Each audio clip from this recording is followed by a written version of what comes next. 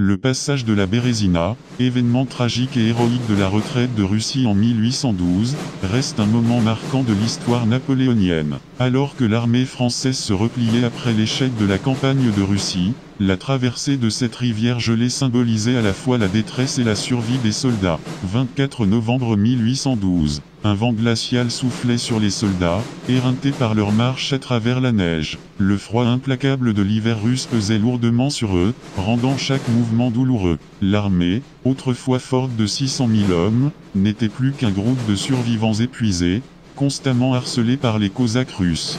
Devant eux s'étendait la Bérésina, large et partiellement gelée, semblant impossible à franchir.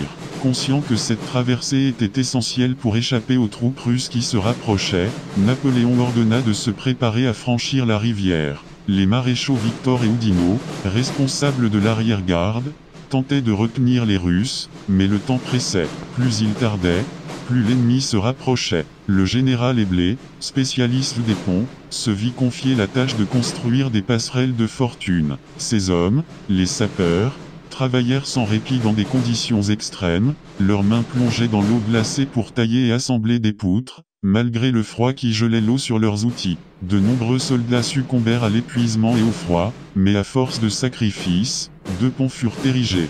La panique envahit alors les troupes. Soldats, civils et blessés se pressaient vers les ponts dans une confusion totale. Affamés, exténués et terrorisés par la menace des Russes, ils se bousculaient pour passer. Les cris de désespoir et le fracas des chariots se mêlaient au vacarme ambiant. Les chevaux affolés piétinaient ceux qui s'effondraient, et les hommes attendaient désespérément leur tour pour franchir les ponts, craignant que chaque instant ne les rapproche de la mort. 26 novembre, la traversée commença. Alors que l'armée s'élançait sur les ponts, les canons russes tonnèrent au loin. Postés sur les hauteurs, les troupes ennemies pilonnaient les ponts et les environs, détruisant chariots et hommes, précipitant certains dans les eaux glacées de la rivière. Ceux qui tombaient étaient emportés par les eaux, piégés sous la glace. Malgré tout, Napoléon ordonna de poursuivre la traversée. Au matin du 28 novembre, la majorité des troupes avaient réussi à traverser, mais des milliers d'hommes étaient encore sur la rive. C'est alors que l'ordre fut donné de détruire les ponts pour empêcher les Russes de les suivre. Les soldats restés en arrière se retrouvèrent coincés. Leurs cris de désespoir se firent entendre tandis que certains, désespérés, se jetaient à l'eau, tentant de nager vers l'autre rive, mais la Bérésina les engloutit sans pitié. Le spectacle était apocalyptique.